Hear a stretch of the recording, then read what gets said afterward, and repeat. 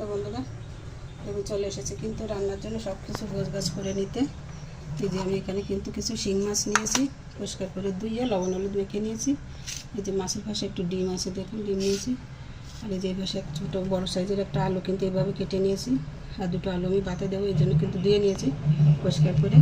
আর তার জন্য এই যে আমি আদা নিয়েছি কুচি করে, আদাগুলো বেটে নেব। আর নিয়েছি জিরা বাটা করবো। আর এখানে আছে এই যে কাঠমরিচ, এই কাঠমরিচটা একটু সেজে নেব। তবে আদাটা প্রথমে বেটে নিচ্ছি।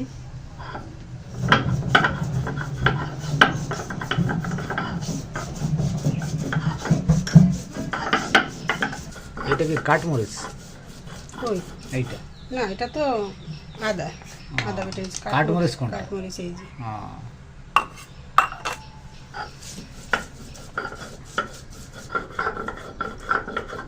দেখুন আদা কিন্তু একদম ক্রিমের মতো করে পেস্ট করে নিলাম।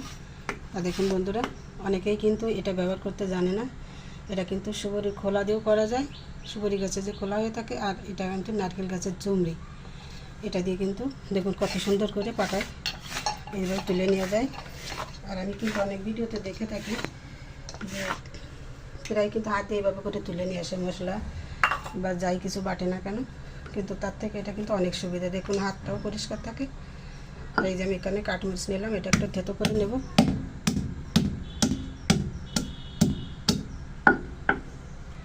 এটা কিন্তু একদম মানে চৈজাল গাছের একদম গোড়ার অংশ, তাড়াতাড়ি সিদ্ধ হয়ে যায়, তাই হালকা একটু থেতো করে নিলাম। এখন নিয়ে নিচ্ছি জিরা, ওগুলো বেটে নেব।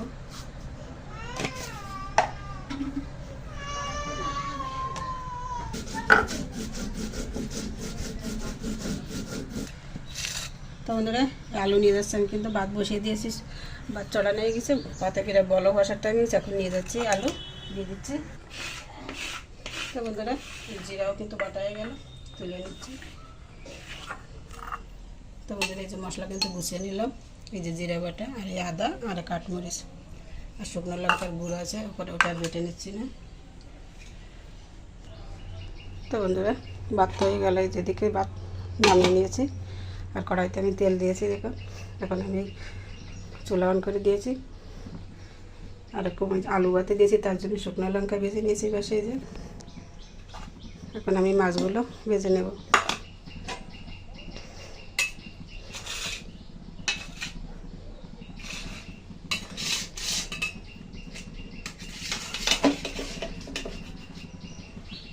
দিয়ে দিচ্ছি মাছ।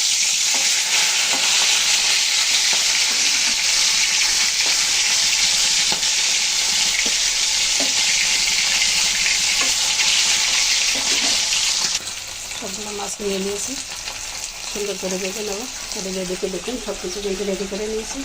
এই যে আলু, কাঠমরিচ আর এই যে আদা জিরা, আমি নিয়েছি শুকনো লঙ্কা 1 চামচ, আমি নিয়েছি 1 চামচ হলুদ। আর এই পাশে পেঁয়াজ কুচি আছে আলু ভর্তা করার জন্য, ওটা ভেজে নেবো পরে। মাছগুলোকে ভালো করে ভেজে নিই। প্রথমে মাছটা ভালো করে ভেজে নিলাম, এখন তুলে নেব। মাছটা সুন্দর করে ভেজে নিলাম, এখন সব মাছ তুলে নিচ্ছি।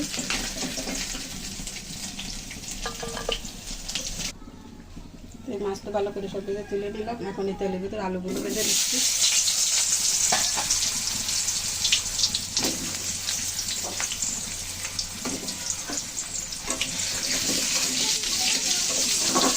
হলুদ দিয়ে দিলাম, আলুতে ভালো করে তুলে দিলাম।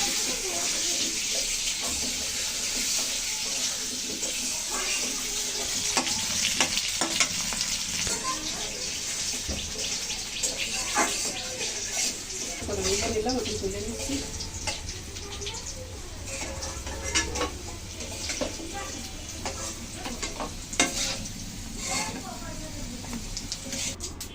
তো মাছ তরকারি একটু সুন্দর করে ভেজে নিলাম। এখন এই তেলের ভিতরে আমি আলু ভর্তার জন্য পেঁয়াজটুকু আগে ভেজে রাখবো।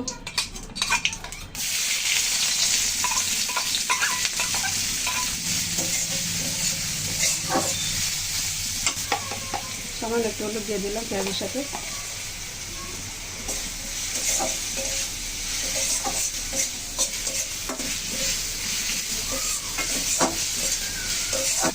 পেঁয়াজটা ভালো করে ভেজে নিলাম, এখন তুলে নিচ্ছি। বন্ধুরা পেঁয়াজ ভেজে তুলে নিলাম।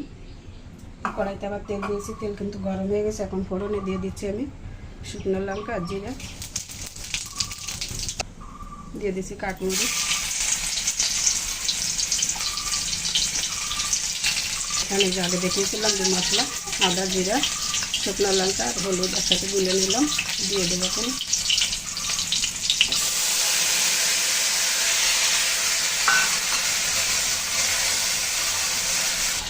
সুন্দর করে মশলাটা কষিয়ে নিলাম। এখন দিয়ে দিচ্ছি মশলার বাটি দিয়ে জল।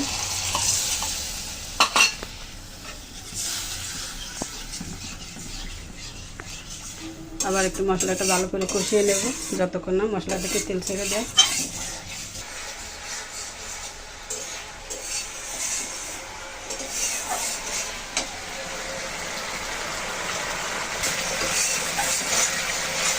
মশলা কিন্তু খুব সুন্দর করে কষানো হয়ে গেল।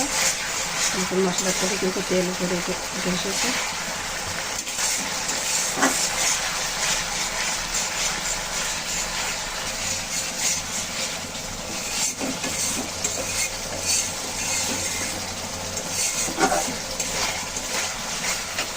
ভালো করে মশলা কষিয়ে নিলাম। এখন দিয়ে দিচ্ছি ভেজে রাখা আলুগুলো, আলু দিয়ে একটু ভালো করে কষিয়ে নেব।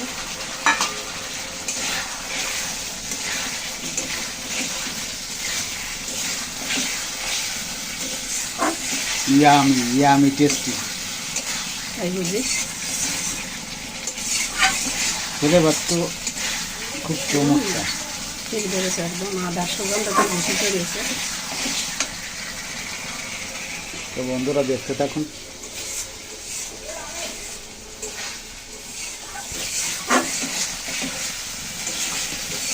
বন্ধুরা শিং মাছ আপনারা কীভাবে রান্না করেন কমেন্ট করে জানাবেন, আর আপনারা কোথা থেকে কে দেখছেন সেটাও জানিয়ে দেবেন।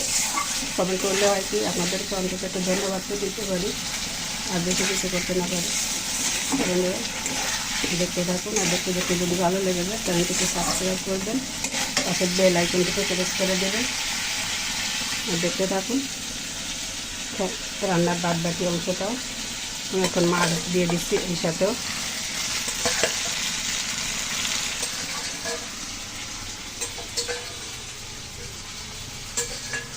দিয়ে মাছ তরকারি দিয়ে সাথে আবার একটু ভালো করে কষিয়ে নিচ্ছি।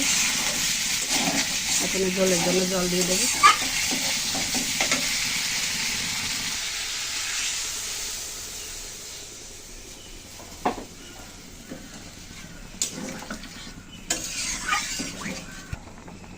তরকারিতে কিন্তু খুব সুন্দর জাল উঠে গেছে।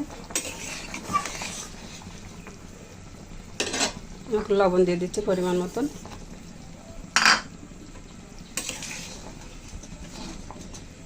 হালকা একটু নেড়ে ছেড়ে মিশিয়ে দিলাম।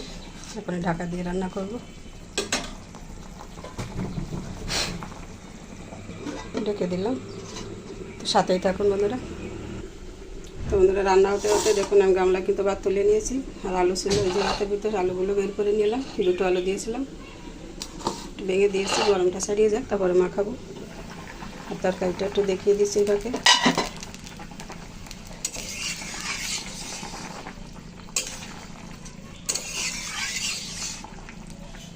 একটু নেড়ে ছেড়ে নিলাম, আবার ঢাকা দিয়ে দিচ্ছি। আবার ফিরে আসলাম, ঢাকনা তুলে নিচ্ছি। রান্না কিন্তু প্রায় হয়ে গেল। এখন এই পর্যায়ে এসে আমি আর একটু কাঁচা জিরা বাটা দিয়ে দিচ্ছি, সামান্য একটু দিলাম।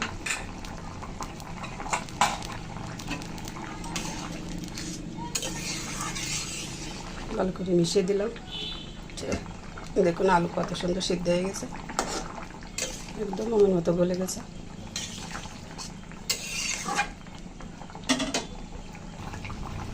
রান্না কিন্তু হয়ে গেল।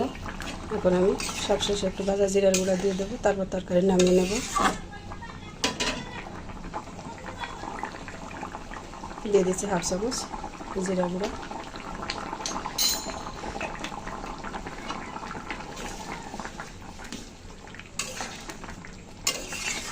সুন্দর করে মিশিয়ে নিলাম।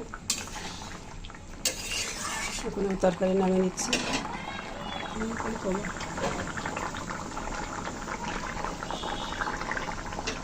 শিঙি মাছের তরকারি রান্নাটা কেমন লাগলো কমেছে কিন্তু জানাতে একদম ভুলবেন না।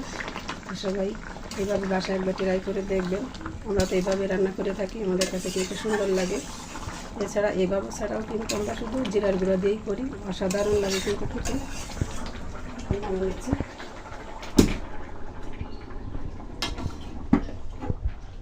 দেরি আছে। চলো তো বন্ধুরা, এই যে হয়ে গেল কিন্তু শিং মাছ আলু দিয়ে রান্না। তো কেমন লাগলো রেসিপিটি কমেন্টে কিন্তু জানাবেন অবশ্যই, তাহলে কিন্তু আমি একটা ধারণা পাবো যে আমার রান্না কেমন কী হচ্ছে বা আপনাদের পছন্দ হচ্ছে কি না। তো বন্ধুরা, সবাই ভালো থাকুন, সুস্থ থাকুন। আজকের মতো এই পর্যন্তই রাখছি।